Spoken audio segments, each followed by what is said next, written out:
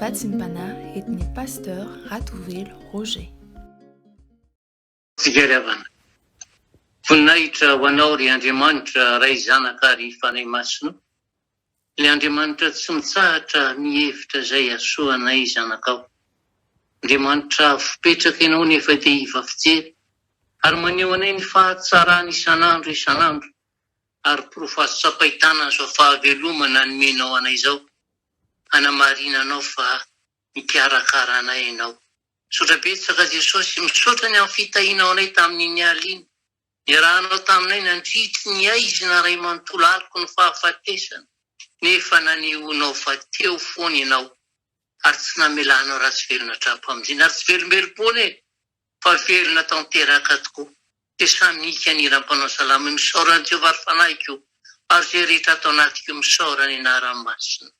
Mankasitraka mankatelina nefa na izany ary mbola mangataka famindrapo, mangataka famelan-keloko satria tsy zahay ny tena mariny, tsy zahay ny tena tsara fa noho ny amin'ny famindraponao. Vonohy amin'ny anaranao sy ny rahanao soa ny heloka rehetra izay vitanay teo anatrehanao ka nampalelo anao. Ary dia rakofo ny fanainao masina izay raha andre ny teninao indray satria hiteny aminay ianao. Dia anao misy nanamarina fa tsy ala aminay ny famindraponao. Satana sy miforogniny kosa dia faroahana sady amin'ny anaran'i Jesosy Kristy velona avy any Nazareta tsy hanan-kery tsy hanam-pahefana aminay zanak'Andriamanitra. Fatorana amin'ilay rahasoan'i Jesosy Kristy ary atsipy hanafariam-betrafy satria any no sahaza azy, any no mendrika eo anazy ary tsy verina aminay zanak'Andriamanitra intsony satria tsy manana fahefana aminay. Dia mitenena ra Jesosy fa vonina ihainao ny vahoakanao. Aleluia. Amen. Dia ampitomboana amintsika mandrakariva hatrany ry havana ny fahasoavana mampiadanana avy amin'Andriamanitra ray sy Jesosy Kristy tompontsika ary faly miarabantsika natratra indray ny androany. Ny epistily soratan'i Jaona voalohany andiny fahatelo, toko fahatelo andiny voalohany ka hatramin'ny fahaenina no hovatsy ho antsika izao maraina izao. Epistily voalohany soratan'i Jaona toko fahatelo andiny voalohany ka hatramin'ny fahaenina.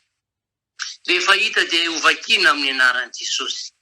Endre manao ahoana ny fitiavana nasion-dray ho antsika dia ny antsony antsika hoe zanak'Andriamanitra sady izany tokoa isika.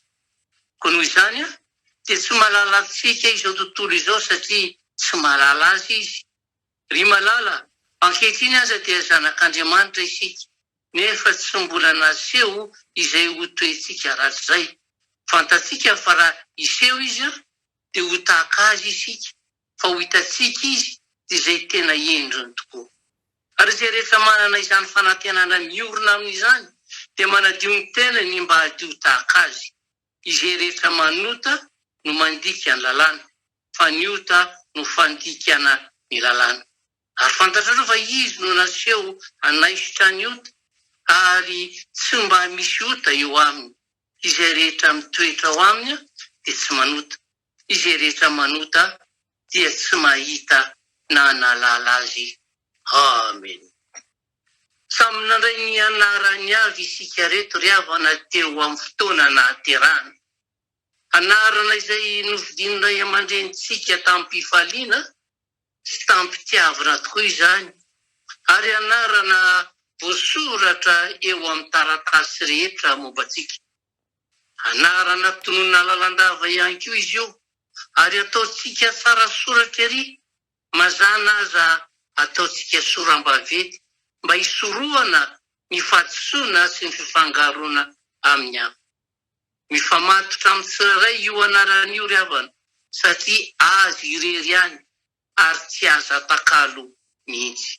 Indray andro any anefany izy io dia ho adino ary tsy hisy atsiaro intsony ary mety tsy voatonona mihitsy intsony azy. Fa izao anefa ry havana afaka ny azo antoka isika fa tsy ho adinoana mantrak'izay io anarantsika io, fa ho voasoratra ao amin'ny bokin'Andriamanitra ary ho voatahiry ao raha tena mandray an'i Jesosy ho mpamonjy antsika isika. Faotry mantsy ny voalaza amin'ny Apokalipsy 3:7-5 hoe izay maresy dia hitafy lamba fotsy tahaka ireo koa. Ary tsy hamono ny anarany eo amin'ny bokin'ny fiainana tokoa aho, fa naisy ny anarany eo anatrehany ray sy eo anatrehany anjely. Ry havana, misy ady tsy maintsy atrehintsika izany mba aza voasoratra ny anarantsika ao anatin'ny bokin'Andriamanitra. Misy fikirizana tsy maintsy tanterahana izany mba iraiketany ny anarantsika eo amin'ilay bokin'ny fiainana. Io lay ady amin'ny fahotana, ady amin'ny fakapanahy, ady amin'ny fakamoana mivavaka sy mamaky ny Baiboly, ady amin'ny hery izay manakana antsika tsy hanaiky an'ilay niran'Andriamanitra ho atao-potsika ka nangana antsika ho zanaka ary ho mpandova ny lanitra. Ary tsy miady fe miady ka ilaza hoe efa niady ange izao hoe fa tena mila mandresy mihitsy mba hiantefatsika sy akanjotsika ilay akanjo fotsy sahaza ho amin'izany fandresena izany. Ary zay ange no mahatonga ny Paoly apôstôly ilaza ao amin'ny Timoty 2:7-5 hoe efa niady tsara hoe izany hoe efa tena nitolona mafy aho, efa natanteraka ny fiazakazana hoe mitahiry ny finoana hoe hatrizao dia hitehirizina ho ahy ny satroboninahitry ny fahamarinana izay omeny Tompo tsara marina ho ahy ny amin'izay andro izay. Isotro-bonina satroboninahitry ny fahamarinana io ry havana, io lay anaranao tsy ho voafafa fa miraikitra tanteraka ao amin'ny bokin'Andriamanitra. Raha ho levina tokoa mantsy ry havana ny atota taratasy tehiriziny io lety an-tany na ho ela na ho aingana, ny bokin'Andriamanitra kosa dia voatahiry tsara ao an-danitra ao mba ho sokafana amin'ny andron'ny fitsarana. Ilay andro lehibe sady mampatahotra, andro izay isehon'ny valon'ny fisasaranao tamin'ny ady izay natrehanao tety an-tany. Ary zay ry havana no mahatonga ny filazantsara eo aminao isan'andro. Eny mety ho isan'ora mihitsy azy fa mampatsiahy anao Jesosy, manontany anao Jesosy, eny miantso anao zay mbola miaraka amin'ny olona miazakazaka ve ianao? Mbola anisan'ireo kristiana izay mitolona amin'ny ady tsara sady masina ve ianao? Sa ve sanatry efa nilavolefona ka miverin-dalana? Sa ve sanatry nierikerika noho ny fahatsarany izao tontolo izao dia resy lahatra ka ho lavo ary milaza fa ny miala andaharana no mety aminao? Ry havana, raha mbola eo andaharana ary ianao hoe isaky ny mandray ny filazantsara dia valio foana Jesosy hoe ity aho, mba azahoany milaza eo anatrehany rainy sy ny anjeliny amin'ilay andro lehibe dia ny fitsarana farany ka hitenena fa mafantatra ny anaranao izy ary efa voasoratra eo amin'ny bokin'Andriamanitra izany. Ary dia ho fifaliana ho azy ny hanoratra ny anarany eo ambony ny anarantsika, ho tomboka se sy ho porofo fa ekeny ho fananany mandrakizay isika. Fa ho tokoa matsy ny Tompo aminao hoe efa niantso ny anaranao aho, ay ianao. Fomba fanaon'ireo mpitsabo any amin'ny hopitaly no ny amaroan'ny olona marary havana ny miantso ny anaran'izy ireo amin'ny karazana aretina ananany tsirairay avy. Ary izany dia manatsotsotra ny asan'ireo mpitsabo mpanampy toy izay ny mitadidina manona ny anarany marary tsirairay amin'ny anarany avy. Ry havana, tsy tapanao ve fa manao tsinotsinona ny fifandraisana maha-olona eo amin'ny mpitsabo sy ny marary izany? Ary tsy voamaika ve mampifantoka ny sain'ilay marary amin'ny aretiny, toa mampatsiahy azy, mampitamberina ao an-tsainy lalandava fa voany izany aretina izany ange izy? Ny kristianina kosa ry havana dia olona karakarain'Andriamanitra manokana sady fantany tsara ny anarany. Ary eo ampelatana ny fiainanao, fantany fa tsy mahasolo anao eo anatrehany mihitsy ny fanondronanao amin'izay fahalemenao na ny kile manananao, satria matoky izy fa ianao ilay rahalahy izay navotany Kristy tamin'ny fahafatesana ka ho voasoratra ao anatin'ny bokin'ny fiainana ny anaranao amin'ny fotoana voatendry ary voasoratra amin'ny rahan Jesosy mihitsy izany dia ilay raha nitondra famelan-keloka ho anao satria efa tena vita fihavanana tamin'Andriamanitra ianao tamin'ny alalan'ny fibebahana marina izay efa notanterahanao. Ady tsara tokoa ry havana io fibebahana io, ka raha tianao ny voasoratra ao amin'ny bokin'ny fiainana ianaranao, mibeba miady ny ady tsara.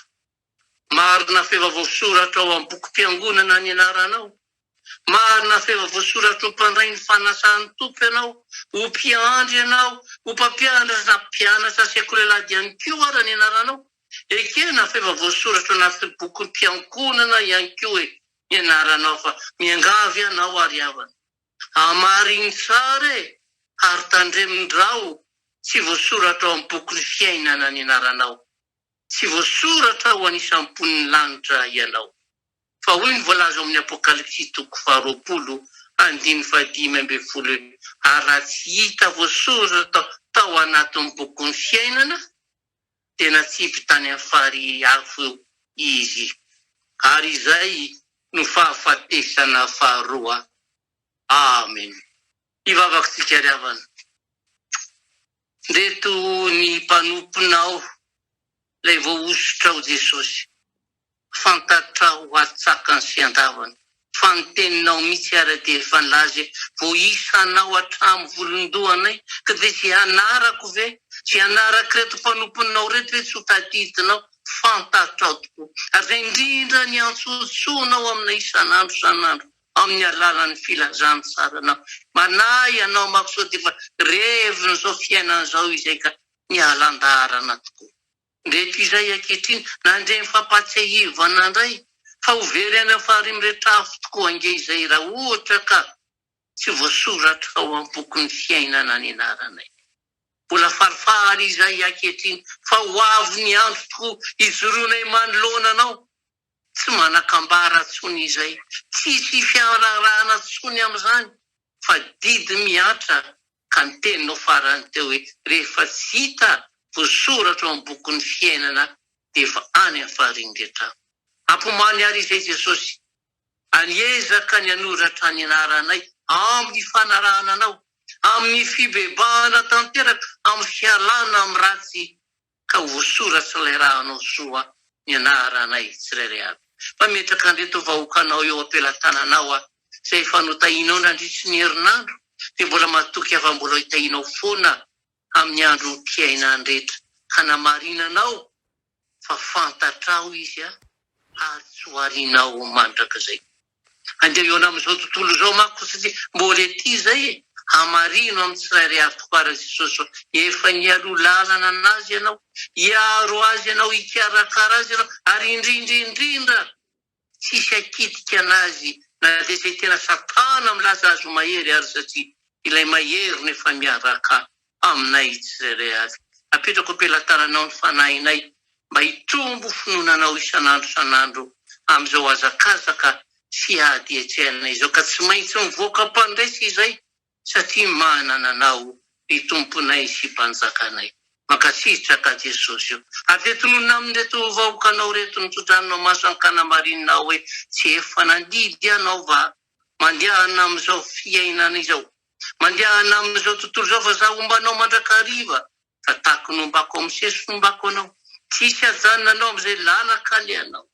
Izao Jehovah no miteny dia ho tanterako izany. Efa vita tomboka vatsa eo anatreako mantsy ianao. Ay ianao anio ay ianao rampitso ay ianao mandrakizay, aza miala andarana mba ho voasoratra ny anaranareo. Mankasitraka Jesosy. Atolotrainao ndera tsy niazara ny voninahitra, ny famindrapo sy fitahina kosa indrindra ny fahatsarana miaraka amin'ny fahasalamana mba homeo anay tsirairay aby izay namonjy ny ain'ny teninao teto androany. Sotra fanay masina. Aleluia. Amen.